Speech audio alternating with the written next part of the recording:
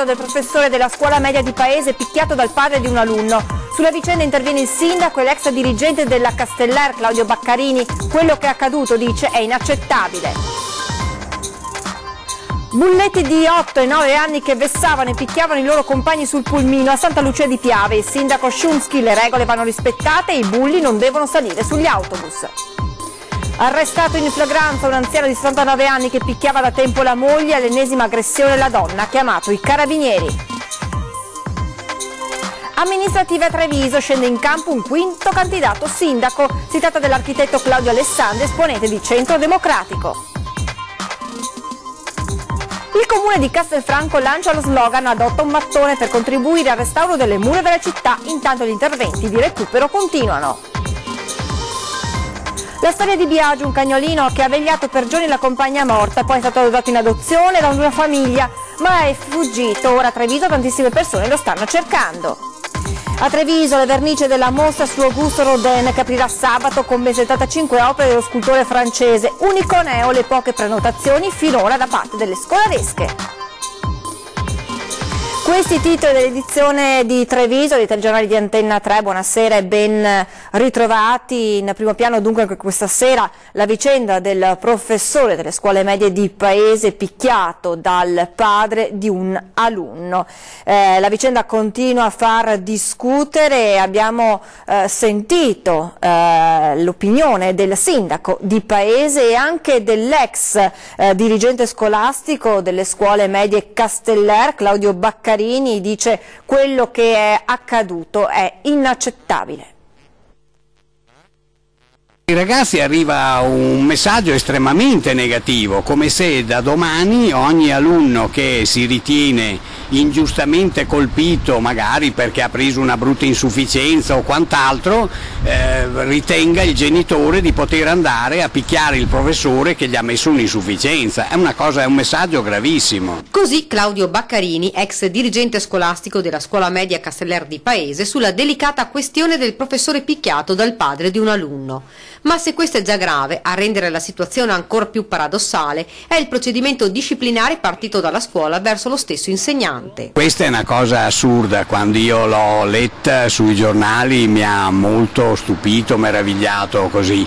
La scuola deve per prima cosa sapersi far quadrato, sapersi difendere, e questa è una cosa non accettabile. Fra l'altro, dice Baccarini, è un professore davvero bravo. Il professore è un professore molto in gamba e io anche da ex insegnante di matematica posso dirle che era uno dei pochi che sapeva far amare la matematica a tutti. Massima solidarietà al professore anche da parte dell'amministrazione comunale, il sindaco poi aggiunge. Per anni il rapporto tra il comune e le istituzioni scolastiche sono state sempre ottimi, più che buoni.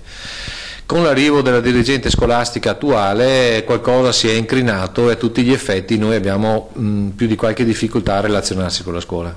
La dirigente scolastica Paola Rizza al telefono risponde così a tutte le accuse. Mi dispiace molto per quello che sta accadendo nella mia scuola, dove c'è sempre stata una grande serietà e professionalità, una vicenda che continuerà a far discutere.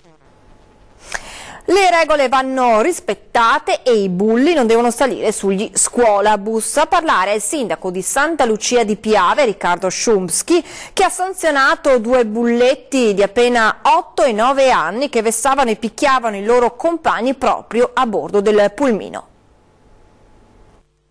Non erano serviti richiami nell'intervento dei carabinieri in congedo, intervenuti più volte per sedare i 2 bulletti nello scuolabus. I ragazzini avevano continuato ad aggredire gli altri piccoli. Questi 2 bambini di 8-10 anni disturbavano, aggredivano, facevano i bulli insomma nei confronti dei compagni, ma non le solite cose che avvengono ai bambini, anche cose più pesanti, insomma anche violenze, calci in bocca. Numerose le segnalazioni arrivate al sindaco sia dai genitori degli altri alunni sia dagli stessi autisti dei pulmini, una situazione che era diventata ormai ingestibile, così il sindaco ha provato ad intervenire chiamando i genitori e i 2 bulletti, risultato nessuno, così il primo cittadino ha deciso di passare alle maniere forti. Per un mese ai 2 bulli è stato vietato di salire sullo scuolabus, così per 30 giorni hanno dovuto farsela a piedi da casa a scuola e viceversa. Questo è accaduto poco prima di Natale. Una settimana dopo la ripresa delle elezioni i genitori sono venuti qui in comune e hanno chiesto al sindaco di ascoltarli, i bambini mi hanno chiesto scusa per il comportamento, i genitori hanno assicurato che sarebbero cambiati, anche i bambini, io ho detto io vi do una possibilità, qui non si tratta di fare i cattivi, si tratta solo di capire che ci sono delle modalità di comportamento ben definite.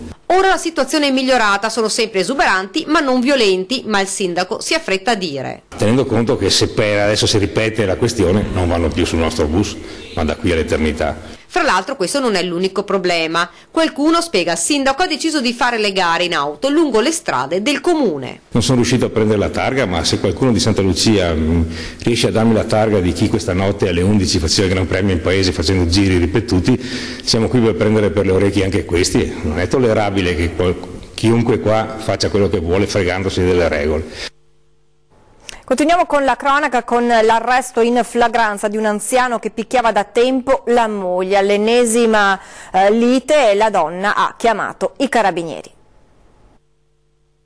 Un 79enne di Castelfranco Veneto, impresario edile in pensione, è stato arrestato dai carabinieri con l'accusa di maltrattamenti in famiglia. Da diverso tempo, secondo il racconto della moglie, la malmenava, la picchiava. La sua ira era spesso e volentieri scatenata da piccole cose di ogni giorno, senza alcuna importanza. Ieri l'ennesima violenta aggressione con la vittima, che di anni ne ha 69, presa a pugni, calci e spinte. La donna ha chiamato i carabinieri che, intervenuti nell'abitazione della coppia, hanno bloccato il marito manesco e lo hanno condotto prima in caserma, poi in cella nel carcere di Santa Bona, dove è in attesa dell'udienza di convalida del provvedimento. Difficilmente potrà tornare sotto lo stesso tetto della consorte. Momenti di paura questa mattina in un'abitazione a San Biagio di Callalta a causa di un incendio. Le fiamme hanno interessato un'auto parcheggiata nel garage di casa. Immediato l'intervento dei vigili del fuoco arrivati da Treviso e Motta di Livenza. I pompieri hanno lavorato per lo spegnimento del rogo e per mettere in sicurezza la struttura. Ed ora il caso paradossale che arriva da Vazzola, dove il sopravvissuto ad un tentativo di suicidio rischia il processo per l'uso dell'arma con cui ha proprio cercato di togliersi la vita. Si è salvato dal tentativo di suicidio che aveva messo in atto sparandosi con un mitra, ma un 50enne ora è sotto indagine e rischia il processo per l'uso della mitraglietta. La vicenda paradossale arriva da Vazzola. Il tentativo di togliersi la vita l'uomo lo aveva messo in atto 2 anni fa utilizzando un cimelio d'epoca, un'arma della seconda guerra mondiale. Una decisione presa in un periodo di profonda prostrazione seguito alla diagnosi di una grave malattia. Da lì nel giugno del 2016 il tentativo di uccidersi in un casolare abbandonato di Visnà. Con sé aveva la pistola mitragliatrice a tutti gli effetti funzionante, il messaggio d'addio alla compagna, poi i colpi che lo avevano ferito gravemente. L'immediato allarme aveva consentito di salvarlo. Ora la Procura della Repubblica gli contesta il porto abusivo di arma da guerra, con il PM che ha chiesto per il 50enne il rinvio a giudizio e quindi il processo in cui potrebbe arrivargli una pesante condanna. La difesa ha chiesto invece che venga acquisita agli atti una perizia psichiatrica che potrebbe essere determinante. Voltiamo pagina, parliamo di viabilità, perché anche i sindaci a nord di Treviso spingono per la liberalizzazione della A27, di un tratto di A27 per evitare congestioni quando verrà aperta la superstrada pedemontana. Liberalizzazione dell'A27, se il sindaco di Treviso Manildo ci sta lavorando per evitare l'intervento ritenuto impattante di completamento del Terraglio Est, i primi cittadini dei comuni a nord del capoluogo si accodano all'istanza perché a breve dicono la pedemontana veneta, priva di bretelle e opere complementari necessarie, rischia di mettere in crisi la viabilità locale. Vi sono delle situazioni nelle quali il traffico verrebbe sicuramente congestionato. Spresiano è uno dei luoghi più sensibili a questo tipo di congestione, pertanto aprendo e liberalizzando la 27 molto del traffico che convoglierebbe a Spresiano ed in altri centri andrebbe sicuramente sull'autostrada. Il sindaco di Casier Miriam Giuriati resta sulla sua posizione. L'ultimo chilometro del Terraglio Est va comunque realizzato, dice, ma di contro molti vedono una soluzione efficace nel rendere gratuito un tratto di A27, al punto da essere disposti a fare ognuno la propria parte in termini economici quando si andrà a trattare con il concessionario. Le categorie auspicano addirittura la liberalizzazione del tratto Conegliano Mestre, che collegherebbe Pedemontana e tangenziale di Mestre. Io propongo che questa liberalizzazione avvenga non solo da Treviso Nord a Mogliano come proposto dai sindaci di Treviso Sud, ma da Conegliano a Mogliano, quindi tutta la 27. Mi rendo conto che il progetto insomma è piuttosto arduo, ecco, e raggiungere l'obiettivo non è semplice, anche perché ricordiamo la 27 è gestita da privati, però abbiamo l'obbligo morale di provarci, questo sì. Siamo alla politica, iniziamo dalle amministrative. In programma in primavera a Treviso scende in campo un quinto candidato sindaco. Si tratta dell'architetto Claudio Alessandri, esponente di Centro Democratico. Candidato alla Camera con Più Europa di Emma Bonino, cui Centro Democratico ha messo a disposizione il suo simbolo, l'architetto trevigiano Claudio Alessandri, che fa parte proprio della segreteria nazionale del movimento fondato da Bruno Tabacci, va oltre e annuncia la sua candidatura a sindaco di Treviso alle amministrative di primavera. Ne abbiamo discusso in segreteria nazionale, a questo punto, dopo che peraltro io ho dato un mio contributo soprattutto sulla tematica ambientale, non è che possa girare le spalle, la mia disponibilità l'ho data, c'è e ritengo sarà concreta. Giovanni Manildo, Mario Conte, Domenico Lo Sapio, Maristella Caldato e dunque Claudio Alessandri. Il progetto Europa è un progetto interessante, noi come Centro Democratico già ne abbiamo discusso parecchio anche all'interno della segreteria nazionale, è un progetto che ci stimola ad andare oltre, chiaramente saremo presenti in modo particolare anche nella prossima scadenza amministrativa qui in Treviso. Se 5 anni fa abbiamo dato un appoggio silenzioso, io credo che questa volta il nostro appoggio sarà molto concreto. Per ora Alessandri si concentra sull'impegno del 4 marzo, ma c'è già un'idea chiara di come muoversi, con l'obiettivo di far fare a Treviso un salto di qualità verso una dimensione europea. Ci presenteremo con un nostro candidato e poi vedremo il da farsi intorno a un discorso di programma che spero possa essere allargato. Prima delle amministrative di Treviso però c'è un appuntamento, sempre con le urne, quello delle politiche del 4 marzo. Ieri sera in studio nel corso di 20 e 10 Arnaldo Uccella del Partito Valore Umano ha parlato degli 11 punti del suo programma che partono da una proposta molto particolare. Sentite quale. Per esempio la riduzione del lavoro a 4 ore piuttosto che a 8, mantenendo lo stesso stipendio. Come fa a essere sostenibile per un'azienda una cosa? Perché significa che poi deve assumere un'altra persona, no? È proprio quello che vogliamo. Se noi assumiamo, se noi creiamo contribuenti vuol dire più soldi nelle casse dello Stato, quindi assolutamente sì, più lavoro, più disponibilità, riduzione anche del limite pensionabile, perché ormai ci stiamo rendendo conto che la gioventù è il traino, no? Finisci l'università, cosa fai? Molti vanno via, quindi fuga di cervelli, bisogna riportare al centro l'essere umano e il valore. Per questo Partito Valore Umano, giovani, forza lavoro 4 ore, perché grazie alle 4 ore di lavoro uno dopo può dedicarsi alla famiglia, allo sport, alla libertà, al tempo libero, quindi necessità di creare più servizi. È una formula semplicissima: più servizi creo, più lavoro creo, più giovani lavorano, più contribuenti o più gettito. È una cosa semplicissima. Da domenica fino a mercoledì della prossima settimana in arrivo un'ondata di freddo e gelo sul Veneto, temperature in discesa e anche qualche fiocco di neve pure in pianura. Un'ondata di gelo come quella del 1985 o più recentemente del 2012 in arrivo sul Veneto a partire dal prossimo fine settimana. Un colpo di coda dell'inverno, in ritardo rispetto al calendario, con quella che secondo gli esperti sarà tra le più intense dell'inverno. Freddo siberiano che si farà sentire da domenica, anche se l'apice del gelo sarà tra lunedì e mercoledì prossimi, quando le temperature, secondo l'ARPAV, potranno scendere anche di 10-15 gradi rispetto alla media del periodo. A 1500 metri di quota sono attese temperature mediamente intorno ai meno 12-15 gradi, che in diverse località montane potranno far scendere i valori minimi anche al di sotto dei meno 20 gradi. In pianura le temperature saranno su valori minimi diffusamente inferiori allo zero già da domenica e raggiungeranno i valori più bassi tra lunedì e mercoledì, fino a toccare punte intorno ai meno 7-9 gradi. Anche le massime giornaliere saranno molto basse, in pianura resteranno intorno allo zero. Domenica e lunedì poi la sensazione di freddo sarà ancora più forte per i venti nord-orientali che soffieranno sulla nostra regione.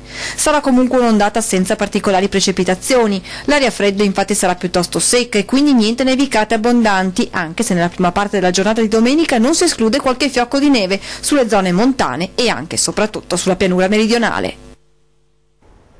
Ci fermiamo adesso per qualche minuto di pubblicità, tra poco.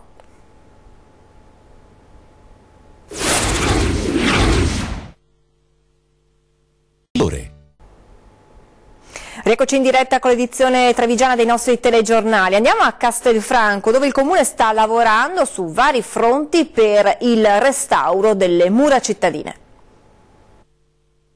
Nel 1195 il Comune di Treviso fece realizzare la cinta muraria di Castelfranco come fortino a difesa delle province di Padova e Vicenza.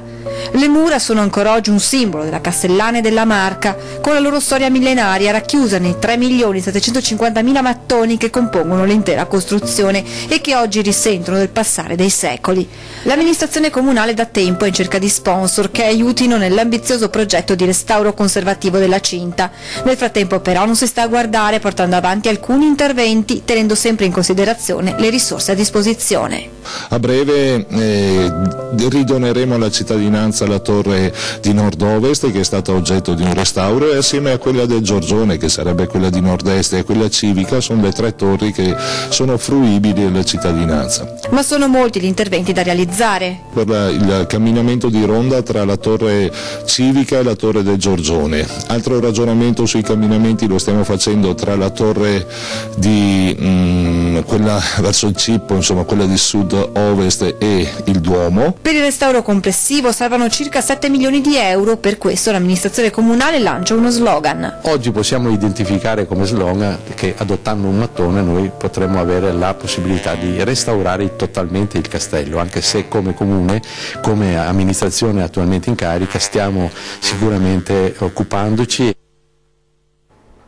Ed ora la storia di Biagio, un cagnolino meticcio che per giorni ha vegliato la compagna investita e morta. Poi è stato dato in adozione ad una famiglia, ma è fuggito e adesso tantissime persone a Treviso lo stanno cercando.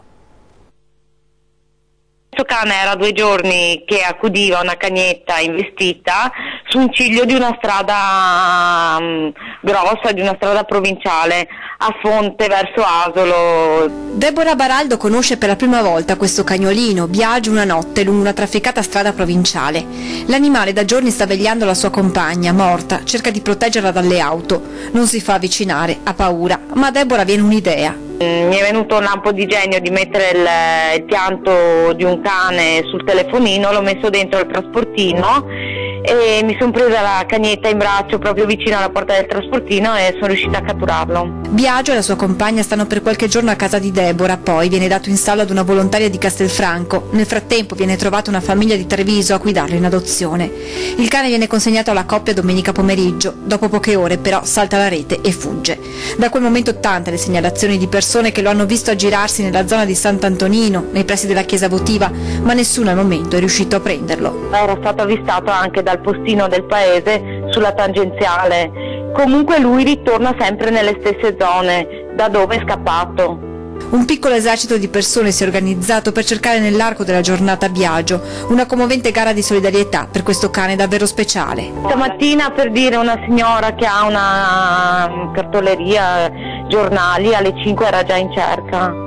E, insomma, stiamo facendo di tutto perché è proprio una spina nel cuore. Un consiglio poi a chi dovesse vederlo. Stiamo chiedendo alla gente di tenere i cancelli aperti e che se lo vedono di non fargli pressione di lasciare il cancello aperto. Chi avesse notizie di Biagio può chiamare la signora Deborah al 347 464 1968.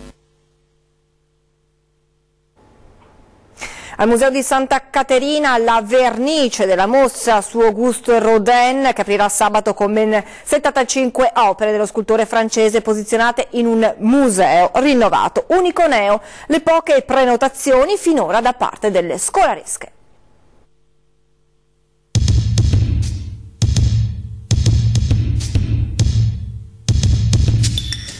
è il momento in cui il lavoro fatto in tanto tempo finalmente diventa realtà per tutti. Sono veramente contento ed è quello che volevo. L'attesa è terminata, eccola completata con i commenti entusiastici del Museo Rodin di Parigi, la mostra a Santa Caterina dedicata al principale scultore vissuto al tempo di Monet. 75 opere, 50 sculture, oltre a un Munch e proprio a un Monet, in un museo rinnovato non solo nella Pinacoteca, come già anticipato, ma anche nella cosiddetta Sala Ipogea, dove trovano collocazione ideale il bacio e il pensatore. Una sensazione splendida, il sabato del villaggio, l'attesa della festa di questa comunità, una mostra straordinaria, una scommessa che abbiamo fatto insieme a Linea d'Ombra di scommettere sulla scultura, abbiamo però scommesso sul più grande artista del Novecento, scultore del Novecento, Rodin, in dialogo con Arturo Martini. Penso che sia una grandissima occasione personalmente come trevigiano e come sindaco per tutta la città avere un'esposizione così straordinaria. Non si mira ai grandi numeri registrati con la pittura, l'obiettivo è quello di 70-80 mila visitatori, tiepida per ora la risposta delle scuole. Pensavo di partire con non più di 12-15 mila prenotazioni, partiamo da 20,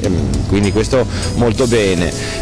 Già dal terzo fine settimana abbiamo quasi il pieno dei gruppi, che è una cosa incredibile per una mostra di Rodin. Per me è un po' il dispiacere che il mondo della scuola non colga questa straordinaria opportunità, ma questo l'ho detto anche, molto sintomatico il fatto che per i miei corsi per storia dell'impressionismo avessero prenotato quasi 1200 insegnanti, parlo solo della provincia di Treviso, e qui nemmeno 250. Ma fino al 3 giugno la strada è lunga, Comune, Linea d'Ombra, categorie economiche e sponsor privati hanno accettato la scommessa e Goldin è attirato dalla sfida. Sapevo perfettamente che quando ho proposto di fare una mostra su Rodin sarebbe stato un progetto culturale molto alto e però più difficile dal punto di vista del pubblico, tanto che mi sono divertito a dire proverò finalmente l'ebbrezza di fare una mostra non popolare.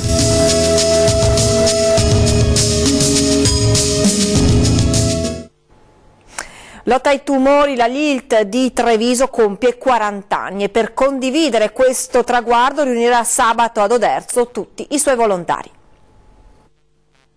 740 volontari, 6 delegazioni, 5.000 soci, oltre 100.000 ore all'anno dedicate dai volontari.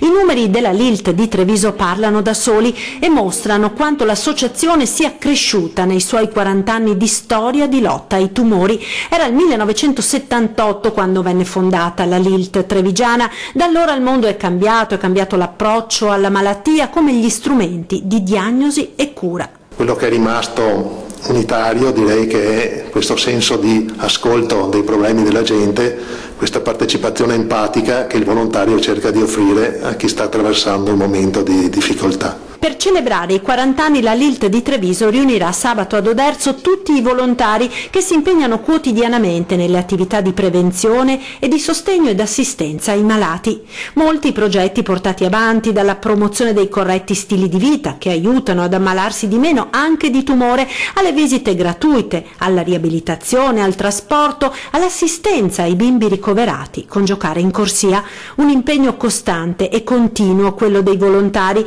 perché se è vero che purtroppo aumenta il numero delle persone che si ammalano di cancro, è anche vero che diagnosi precoce e cure hanno visto diminuire la mortalità. Senz'altro, anche se c'è un'incidenza che lentamente ma costantemente aumenta, abbiamo delle possibilità di cura che sono notevolmente migliorate sia in termini di possibilità di guarigione sia in termini di minor tossicità. Torna a 20:10 questa sera puntuale in studio Massimo Bitonci della Lega e Federico D'Inca del Movimento 5 Stelle. Da Treviso è davvero tutto, grazie per essere stati con noi, vi lascio le previsioni del tempo, buona serata su Antena 3.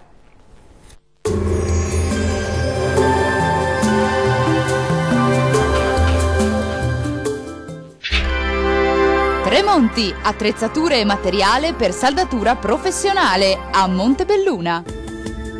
Bentrovati con le previsioni meteo di Antena 3.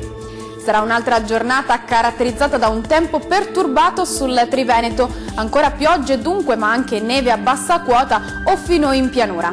Vediamo insieme il dettaglio di venerdì 23 febbraio. Sul Veneto cielo coperto su tutti i settori con piogge e con locali precipitazioni nevose fino in pianura. Vediamo le temperature, le massime saranno comprese tra 3 e 4 gradi, minime oscillanti invece tra 0 e 2 gradi. Spostiamoci ora a vedere che tempo farà sul Friuli Venezia Giulia.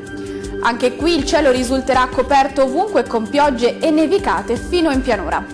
Per quanto riguarda le temperature, le massime saranno comprese tra 4 e 6 gradi, minime invece di circa 1 grado sopra lo zero. Vediamo infine la situazione anche sul Trentino Alto Adige. Molto nuvoloso anche su questa regione con nevicate fino al piano, maggiori schiarite tuttavia sull'Alto Adige. Uno sguardo anche qui alle temperature. Le massime saranno comprese tra 9 e 11 gradi, valori minimi invece sotto lo zero, oscillanti tra -2 e -4 gradi. Ecco infine la situazione dei mari e dei venti. Il mare sarà generalmente mosso, i venti risulteranno forti dai quadranti nord-orientali. Dal meteo di Antenna 3 è tutto, arrivederci.